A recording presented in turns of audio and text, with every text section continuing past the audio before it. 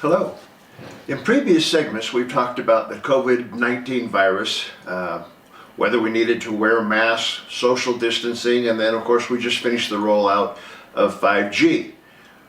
The common thread through all of those are that it is all a procedural, from one crisis to the next, way of implementing control by the government over we the people. Now, we the people have the right to life, liberty, and the pursuit of happiness under the Constitution. And we think that is something that we can kind of rest our hats on. But as we've seen, states have mandated the fact that you have to wear masks, even though we know masks do not work. And now are causing bacterial pneumonia infections in people. So not only do they not work to prevent the spread of COVID, but they also now are becoming very harmful to the people wearing them. And social distancing has not worked either, and has not even been proven to be the means from which COVID-19 is spread.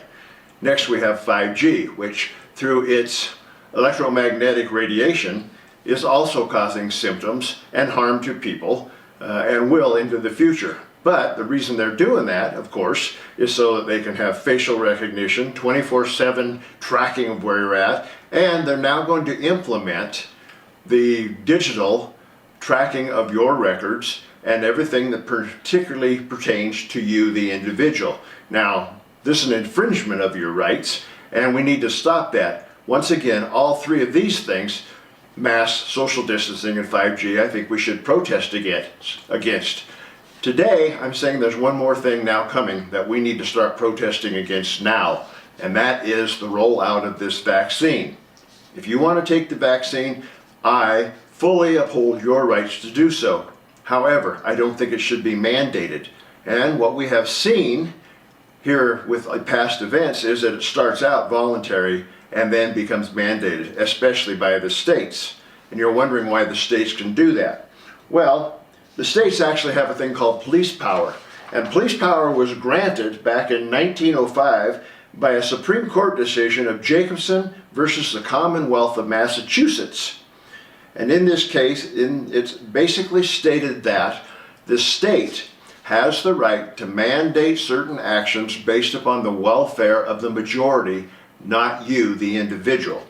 And it upheld that in 1905 in a Supreme Court case.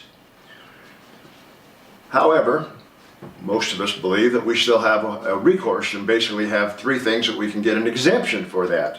One is our personal beliefs and philosophy, which we know, given what we've seen with the mandate on masks and social distancing and now 5G, is not going to stop them from mandating that we have to get a vaccine. The second one, of course, is the middle ground, which is your religious convictions. Much like being a conscientious objector. Well, I just don't want to get a vaccine because it's against my religious beliefs. Problem is, and I can show you that in a previous talk given by one of our representatives here in Colorado, that to do that you have to go through almost a complete interview and provide papers and be able to justify where in your religion does it say that you can't have a vaccine. So you got to be very specific about it and have documents and proof that it indeed violates your religious beliefs. And lastly, of course, is a medical condition. Once again, you've got to go to a doctor, have the doctor be able to justify why this vaccine is medically going to cause you a problem. Well, they've just run tests, or supposedly have done tests, that say this vaccine is safe, so the doctors have already lined up behind it. How well do you think they're going to support you with documentation saying that medically you have a problem with this vaccine? You might, and you truly might have a problem with the vaccine where it causes you problems. But you're going to have to justify that and find a doctor that will actually write you a letter to the government stating that you have a medical problem that doesn't allow you to take the vaccine. So, as we've seen, state by state, they have the ability to mandate what you do. Although on a national basis, the president has said he's going to leave it up to every individual's choice. He said the same thing about masks. He also said the same thing about social distancing. And we can see where that went.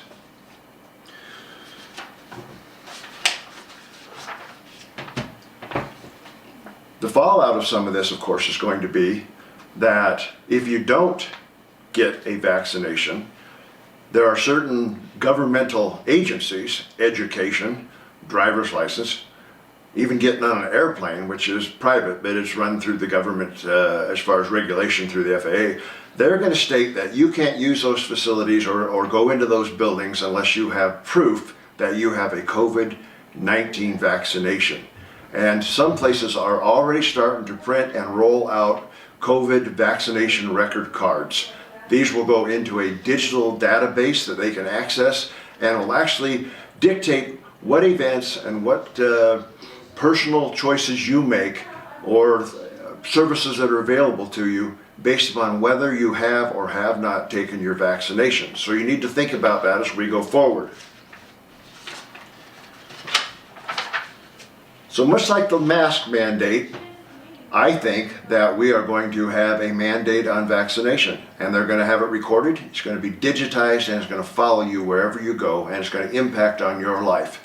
And your ability to pursue life, liberty, and the pursuit of happiness now sways in the wind according to what the government chooses to do, or what we choose to do as citizens. And we are the ones who dictate what the government does, so we need to rise up and protest and stop this action before it takes place. It's a whole lot easier to stop something than it is to reverse it after it's already been implemented against the society. So let's get together, call your governors, call your congressmen, write letters, and let's get this stopped before they move forward with a mandate that I believe is coming.